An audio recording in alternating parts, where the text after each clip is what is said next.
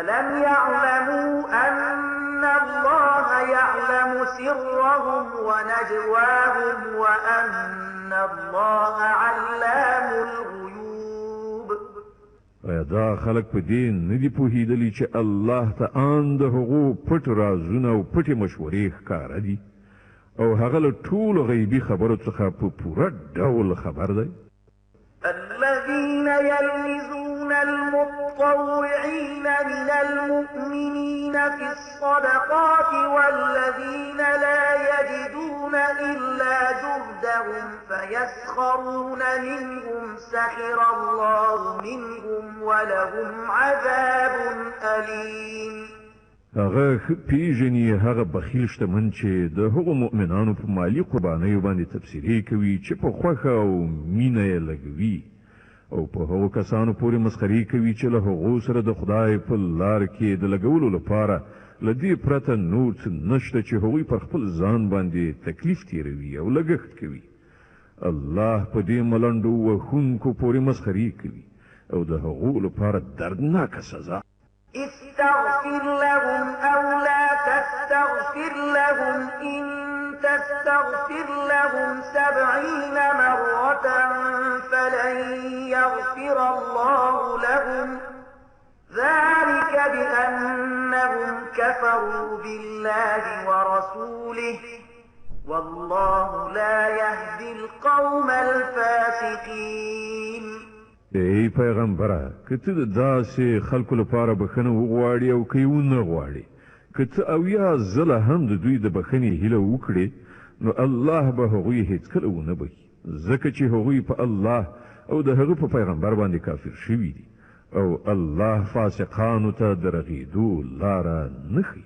فرح المخلفون بمقعدهم خلاف رسول الله وكرهوا أن يجاهدوا بأموالهم وأنفسهم في سبيل الله وقالوا لا تنفروا في الحر قل نار جهنم أشد حرا لو كانوا يفقهون.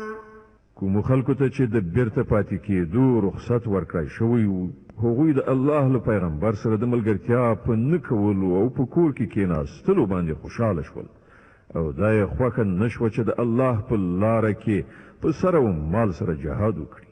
هغوی خلکو ته وویل چې په دې سخته ګرمۍ کې جهاد ته مه وځئ. دوی ته ووایه چې د دوزخ اور له دې نه زیات ګرم دی. کاشکې له هغو سره د دې شعور وای. فليضحكوا قليلا وليبكوا كثيرا جزاء بما كانوا يكسبون. اوس په کار ده چې دا خلک خندا کمه کړي او ژاړي زیات ځکه کومه بدي چې دوی کوي د هغې جزا همداسې ده چې دوی ته پر هغې باندې ژړا پکار. فإن رجعك الله إلى طائفة منهم فاستأذنوك للخروج فقل لن تخرجوا معي أبدا ولن تقاتلوا معي عدوا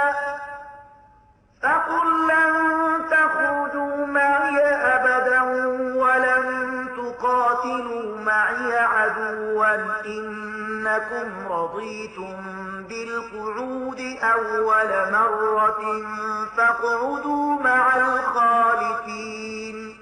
که الله د هغو منځ ته بیرته راولي او په راتلونکي وخت کې له هغو نه کومه ډله د جهاد لپاره له تا څخه د وتلو اجازه وغواړي نو په ډاګه ورته ووایه چې اوس تاسې له ما سره هېڅکله نه شئ تللی او نه زما په ملګرتیا کې له کوم دښمن سره جنګېدی شي. تاسې مخکې ناستی غوره کړی نو اوس په کور ناستو کسانو سره کښېنئ. ولا تصل على أحد منهم مات أبدا ولا تقم على قبره إنهم كفروا بالله ورسوله وماتوا وهم فاسقون. او که په راتلونکي وخت کې له هغو نه څوک ومري د هغه د جنازې لمونځ هم ته هېڅکله مه کوه او مه هیڅکله د هغه پر قبر درېږه ځکه چې هغوی له الله او د هغه له پیغمبر نه انکار کړی دی او هغوی په داسې حال کې مړه شوي دي چې فاسقان. ولا تعجبك أموالهم وأولادهم إنما يريد الله أن يعذبهم بها في الدنيا وتزهق أنفسهم وهم كافرون. د هغو شتمني او د هغو د اولادونو زیاتوالی د تا ونه غولوي. الله خو اراده کړې ده چې د دې مال او اولاد په وسیله هغو ته په دې دنیا کې سزا ورکړي او د هغو ساګانې په داسې حال کې وباسي چې هغوی کافران وي. وإذا أنزلت سورة أن آمنوا بالله وجاهدوا مع رسوله استأذنك أولو الطول منهم وقالوا ذرنا نكن مع القاعدين. کله به چې کومه سوره په دې مضمون نازله شوه چې الله ومني او د هغه د پیغمبر په ملګرتیا کې جهاد وکړي نو تا ولیدل چې کوم خلک چې له هغو څخه د قدرت خاوندانو هغوی له تا څخه دا غوښتنه وکړه چې هغوی دې په جهاد کې له برخې اخیستلو نه معاف کړی شي او هغوی وویل چې موږ پرېږده چې له ناستو کسانو سره پاتې شو. رضوا بأن يكونوا مع الخوالف وطبع على قلوبهم فهم لا يفقهون. هغوی په کور ناستو کسانو کې شاملېدل غوره کړل او د هغو پر زړونو باندې مهر ووهل شو ځکه خو هغوی اوس په هیڅ نه پوهېږي. لكن الرسول والذين آمنوا معه جاهدوا بأموالهم وأنفسهم وأولئك لهم الخيرات وأولئك هم المفلحون.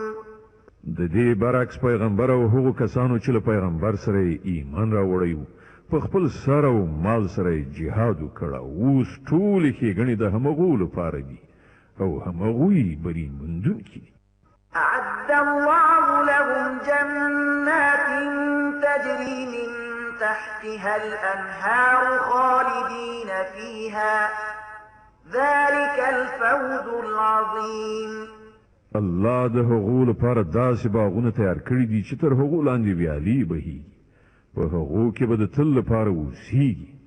دا دی ډېر ستر بریالیتوب.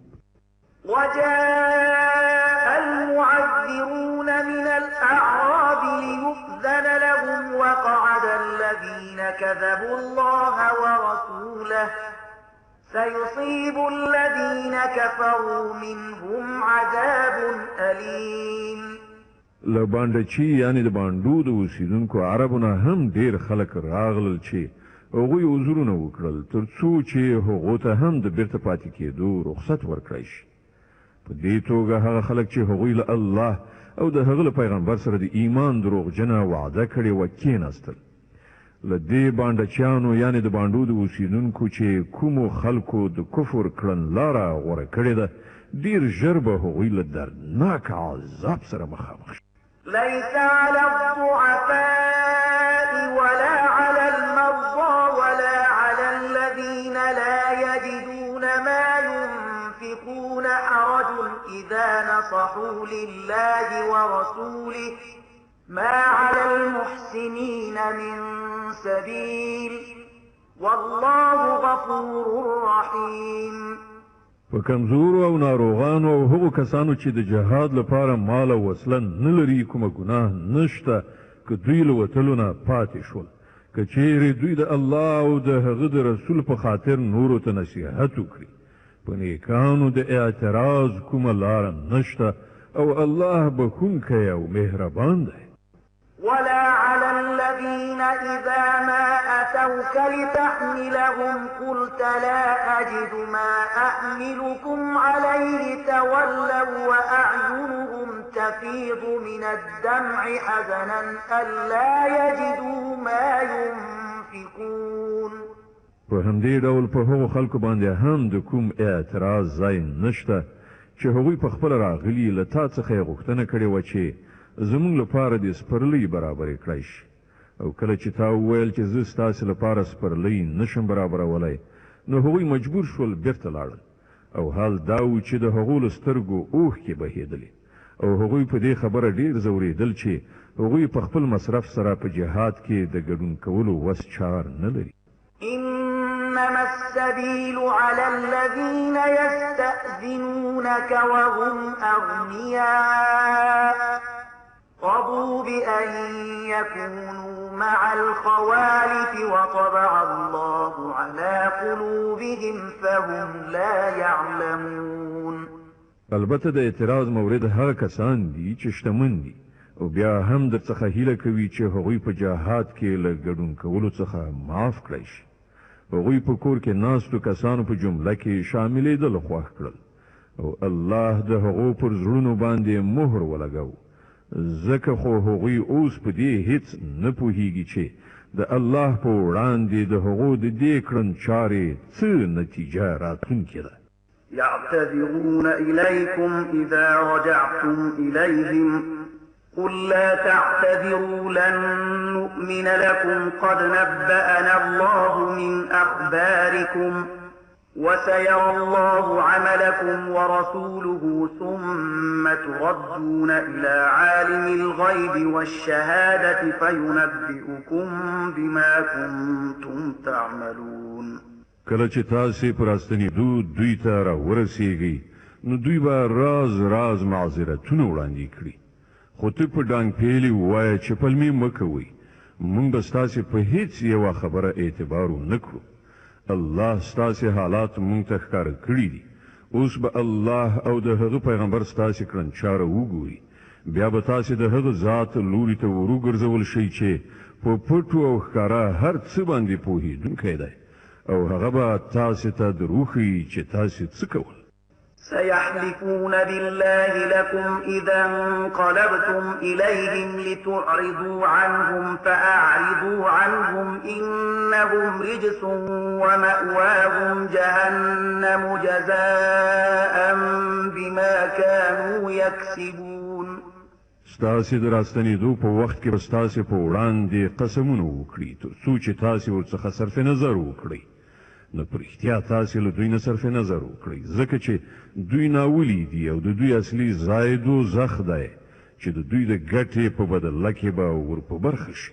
يحلفون لكم لترضوا عنهم فإن ترضوا عنهم فإن الله لا يرضى عن القوم الفاسقين. دوی به ستاسې په وړاندې قسمونه وکړي تر څو چې تاسې ورڅخه راضي شئ په داسې حال کې چې که تاسې له دوی نه راضي هم شئ خو الله به هیڅکله له داسې فاسقانو څخه راضي نه شي. الأعراب أشد كفرا ونفاقا وأجدر ألا يعلموا حدود ما أنزل الله على رسوله والله عليم حكيم. دغه د باندې اوسیدونکي عرب په کفر او نفاق کې ډیر زیات کلک دي او د هغوی په باب د دې خبرې امکانات زیات دي چې د هغه دین له حدودو نه بې خبره پاتې شي چې الله پر خپل پیغمبر باندې نازل کړی دی. الله په هر څه باندې پوهیږي د حکمت خاوند دی.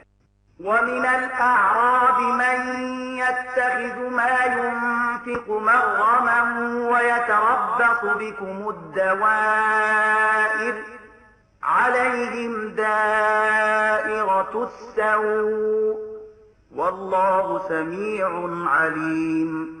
په دې د باندې په اوسیدونکو کې داسې کسان شته چې د خدای په لار کې چې څه لګوي نو هغه پر خپل ځان باندې د زور قلان یعنی تاوان ګڼي او ستاسې په باب د زماني د څرخ انتظار باسي چې که تاسې په کوم غم اخته شئ نو هغوی به له خپلې غاړې نه د دغه نظام د اطاعت غاړکۍ ایسته کړي چې تاسې د هغو په غاړه کې اچولې ده په داسې حال کې چې د بدۍ څرخ په خپله پر همدوی مسلط دی او الله د هر څه اوریدونکی او په هر څه پوهیدونکی دی.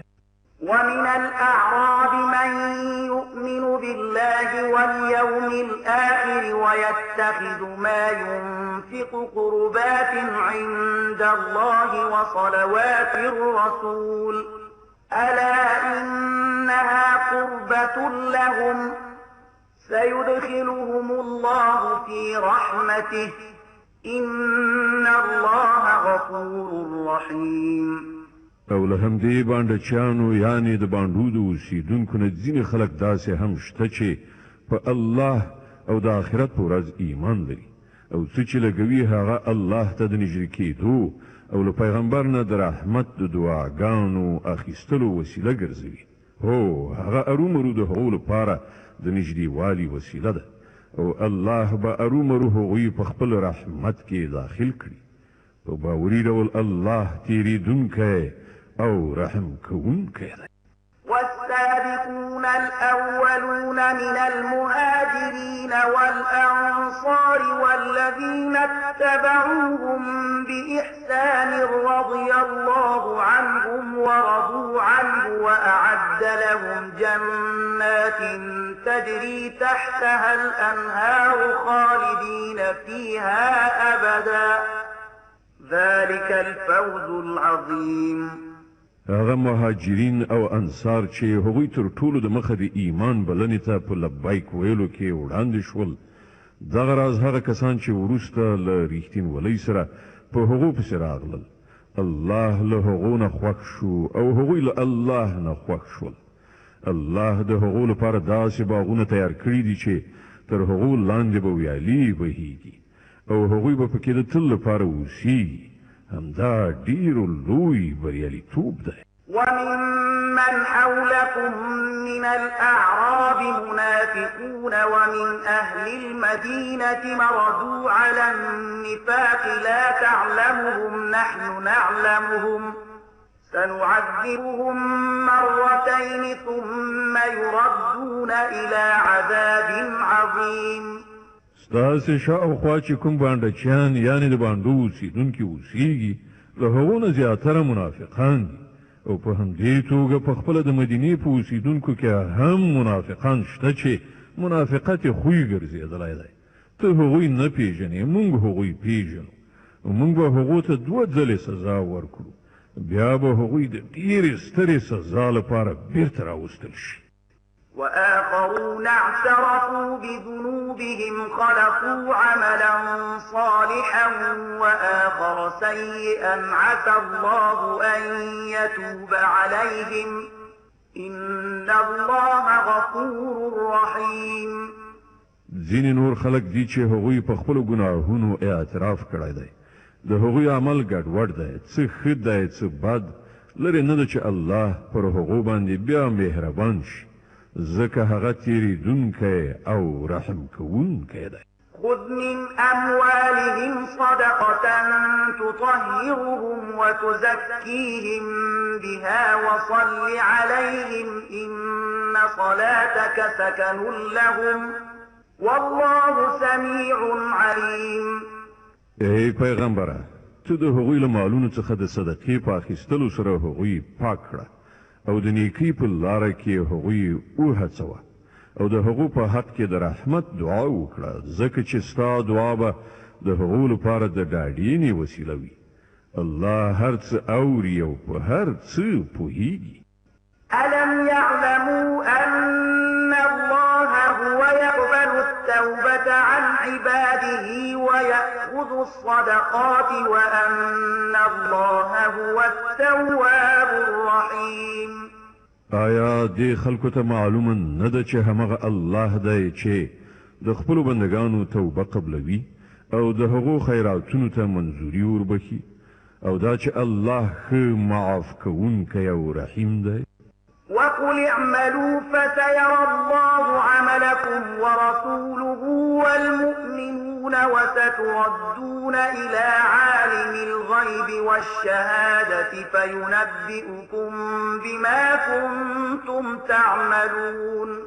او ای پیغمبره دوی ته ووایه چې تاسې عمل کوئ، الله او د هغه پیغمبر او مؤمنان ټول به وګوري چې ستاسې کړو وړو اوس څه دي، بیا به تاسې د هغه ذات لوري ته ور وګرځول شئ چې په پټو او ښکارو هر څه باندې پوهیږي او هغه به تاسې ته دروښیي چې تاسې څه کوئ.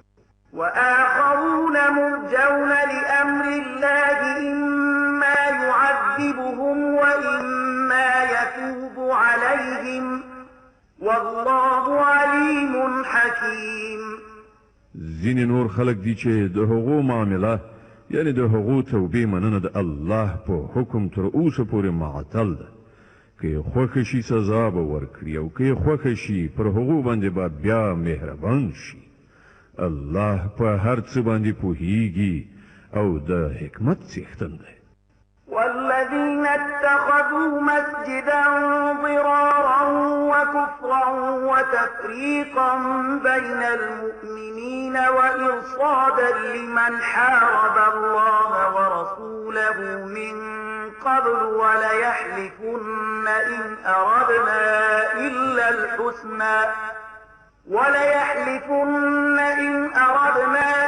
الحسنى والله يشهد إنهم لكاذبون.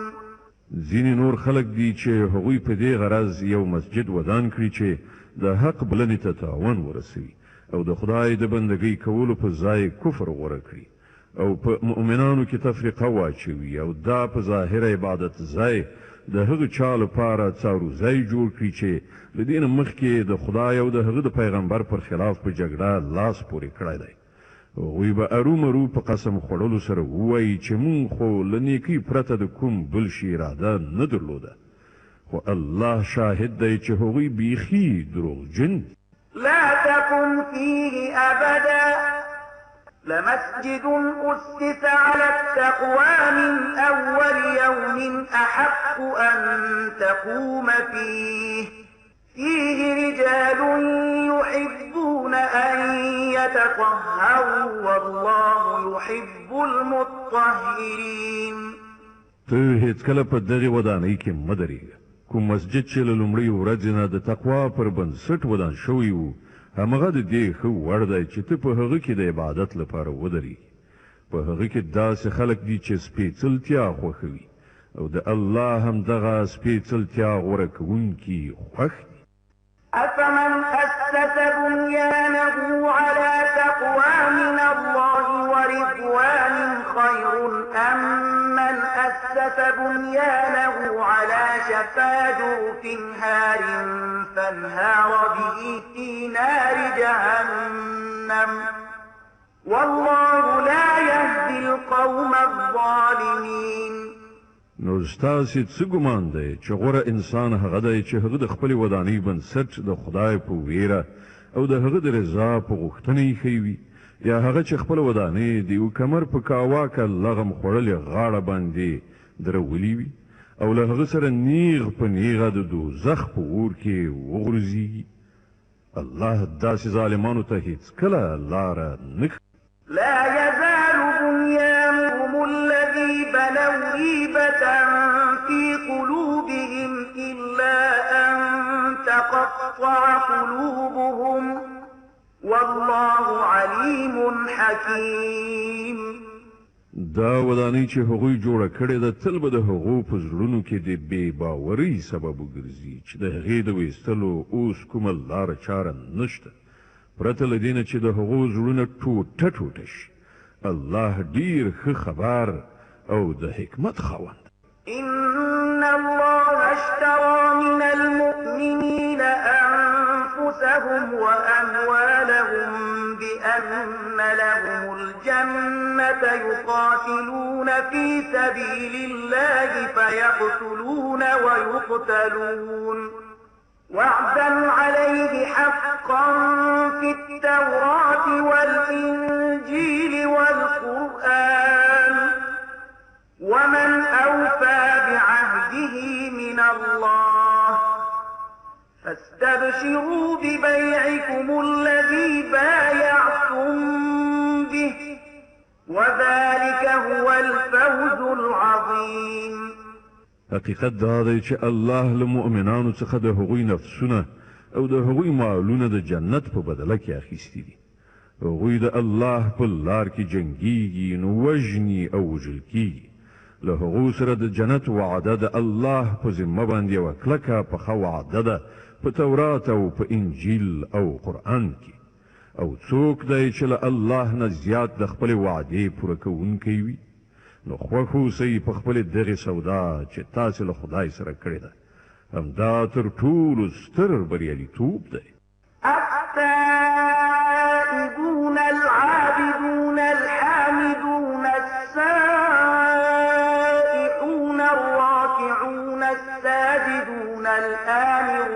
بالمعروف والناهون عن المنكر والحافظون لحدود الله وبشر المؤمنين. د الله لوري ته بیا بیا رجوع کوونکی، د هغه بندگی په ځای راوړونکی، د هغه ثنا ستاینه ویونکی، د هغه په خاطر په ځمکه کې ګرځېدونکي را ګرځېدونکي، د هغه په وړاندې رکوع او سجده کوونکي، په نیکۍ حکم کوونکي، له بدۍ نه منع کوونکي، د الله د حدودو ساتونکي. هغه مؤمنان هم دغه شان وي چې له الله سره د راکړې ورکړې دا معامله سرته رسوي. او ای پیغمبره دغه مؤمنانو ته زیری ورکړه.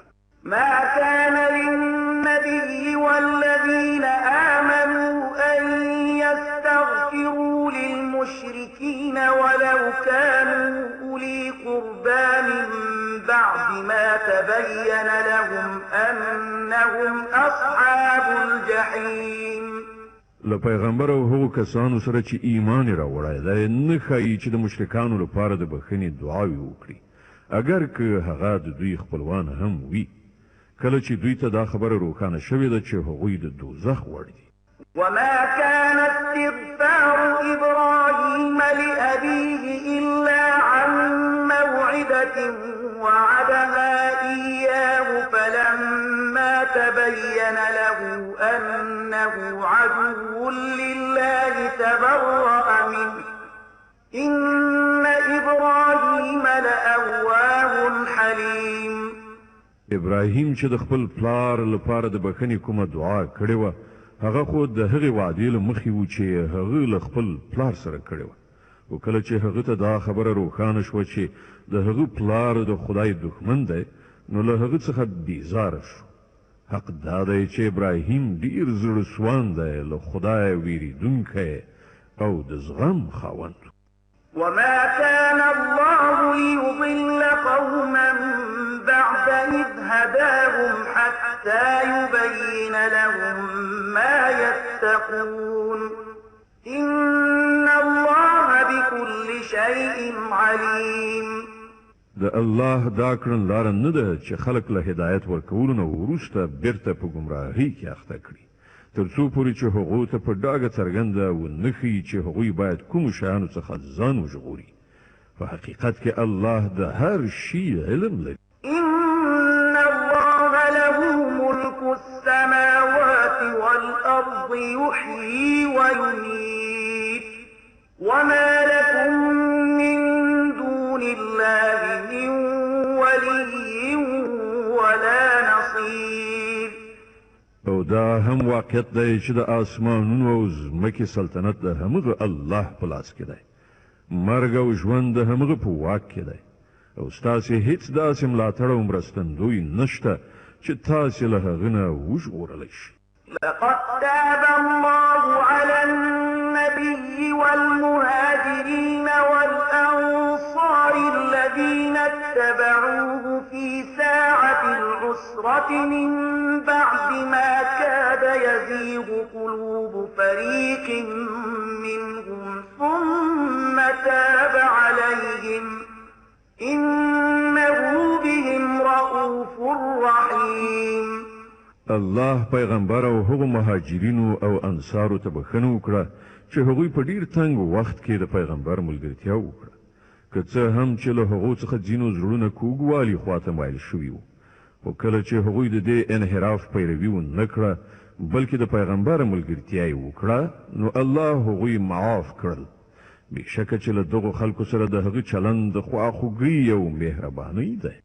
وعلى الثلاثة الذين خلفوا حتى إذا ضاقت عليهم الأرض بما رحبت وضاقت عليهم أنفسهم وظنوا أن لا ملجأ من الله إلا إليه ثم تاب عليهم ليتوبوا إن الله هو التواب الرحيم.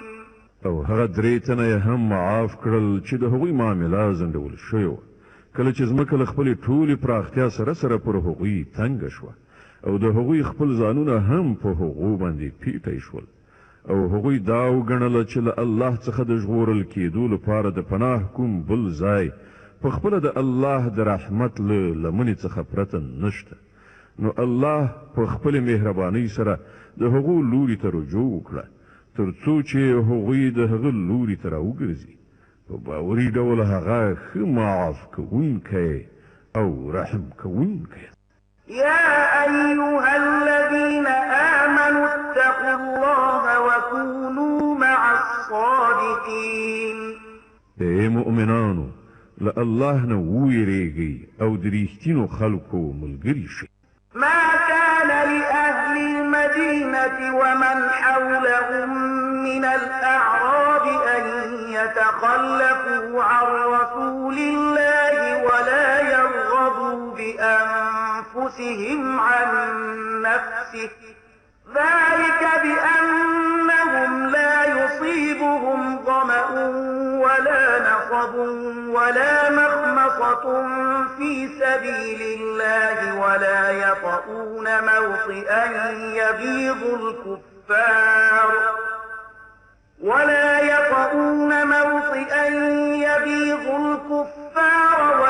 ينالون من عدو نيلا إلا كتب لهم به عمل صالح إن الله لا يضيع أجر المحسنين. د مدینې اوسیدونکو او د شاوخوا د بانډو اوسیدونکو ته دا هیڅکله نه ښایېدله چې د الله پیغمبر یې پریښی او په کور ناست وای او له هغه نه په بې پروایي سره د خپلو ځانونو په فکر کې شوي وای، ځکه چې داسې به هیڅکله نه وي چې هغوی د الله په لار کې د لوږې تندې او بدني تکلیف څه کړاو وګالي او د حق د منکرانو چې کومه لاره بدې سي هغوی پرې کوم ګام واخلي او له کوم دښمن څخه چې له حق سره یې دښمني وي څه غچ واخلي او د هغه په بدل کې هغو ته یو نیک عمل ونه لیکل شي. دا باوري ده چې د الله په وړاندې د نیکانو د خدمت حق نه ضایع کیږي. ولا ينفقن نفقة صغيرة ولا كبيرة ولا يقطعون واديا إلا كتب لهم ليجزيهم الله أحسن ما كانوا يعملون. په همدې ډول دا به هم هیڅکله نه وي چې د خدای په لار کې هغوی څه لږ ډیر لګښت کوي او د جهاد په منډو ترړو کې هغوی کوم ناو یعنی دره ووهي یعنی پرې ولاړ شي او د هغو په حق کې هغه ونه لیکل شي تر څو چې الله د هغوی د دې غوره کړنچارې مکافات هغو ته ورکړي. وما كان المؤمنون لينفروا كافة فلولا نفر من كل فرقة منهم طائفة ليتفقهوا في الدين ولينذروا قومهم إذا رجعوا إليهم لعلهم يحذرون. او دا څه ضروري نه و چې مؤمنان ټول له مخې وتلي وای، خو داسې ولې ونه شو چې د هغوی د نفوسو له هرې برخې نه یو څه کسان وتلي وای او د دینی پوهې له تحصیل نه وروسته بیرته راستانه شوي او د خپلې سیمې اوسیدونکي خبردار کړي وای تر څو هغوی له غیر اسلامي چلند نه ډډه کړې وای. يا أيها الذين آمنوا قاتلوا الذين يلونكم من الكفار وليجدوا فيكم غلظة واعلموا أن الله مع المتقين. اے مؤمنانو د حق له هغو منکرانو سره وجنګیږئ چې تاسو ته نږدې دي او باید هغوی په تاسو کې سختي ومومي او وپوهیږئ چې الله د پرهیزګارانو ملګری. وإذا ما أنزلت سورة فمنهم من يقول أيكم زادته هذه إيمانا فأما الذين آمنوا فزادتهم إيمانا وهم يستبشرون. کله چې کومه سوره نازله شي نو له منافقانو څخه ځینې د ملنډو په توګه له خپلو ملګرو څخه پوښتنه کوي چې له تاسو نه د چا ایمان په دې صورت سره زیات شو؟ د دې ځواب دا دی کومو کسانو چې ایمان راوړی دی د هغو په ایمان کې خو په واقع کې د هرې نازلېدونکې سورې زیاتوالی راوستی دی او هغوی پرې خوشحاله دي. وأما الذين في قلوبهم مرض فزادتهم رجسا إلى رجسهم وماتوا وهم كافرون. البته د کوم خلکو په زړونو کې چې د منافقت ناروغي لګېدلې وه د هغو په پخوانۍ پلیدۍ باندې هرې نوې سورې یوه بله پلیدي زیاته کړه او هغوی د مرګ تر شیبو پورې په همدې کفر کې اخته پاتې شو. أولا يرون أنهم يفتنون في كل عام مرة أو مرتين ثم لا يتوبون ولا هم يذكرون. وإذا ما أنزلت سورة نظر بعضهم إلى بعض هل يراكم من أحد ثم انصرفوا صرف الله قلوبهم بأنهم قوم لا يفقهون. آیا دوی نګوري چې هر کال یو دوه ځلې په ازمویښت کې اچول کیږي خو په دې سره سم هم نه توبه باسي او نه کوم درس اخلي؟ کله چې کومه سوره نازلیږي نو دوی په سترګو کې یو له بل سره غږیږي چې چېرته څوک یعنې مسلمانان خو تاسې نه ویني بیا غلي ووځي تښتي. الله د دوی زړونه اړولي دي ځکه چې دوی ناپوه خلک دي. لقد جاءكم رسول من أنفسكم عزيز عليه ما عنتم حريص عليكم بالمؤمنين رؤوف رحيم. وګورئ تاسې ته یو پیغمبر راغلی دی چې په خپله له همدا تاسې څخه دی په زیان کې ستاسې لویدل پر هغه باندې ګران تمامیږي. هغه ستاسې د رغېدنې حرصناک دی. د مؤمنانو لپاره هغه خواخوږی او زړهسواندی دی. فإن تولوا فقل حسبي الله لا إله إلا هو عليه توكلت وهو رب العرش العظيم. اوس که دا خلک له تا څخه مخ اړوي نو ای پیغمبره دوی ته ووایه چې زما لپاره الله کافي دی. له هغه پرته بل هیڅ معبود نشته. پر همغه باندې ما توکل کړی دی او هغه د ستر عرش څښتن. صدق الله العظيم. الله ستر رښتیا ویونکی دی.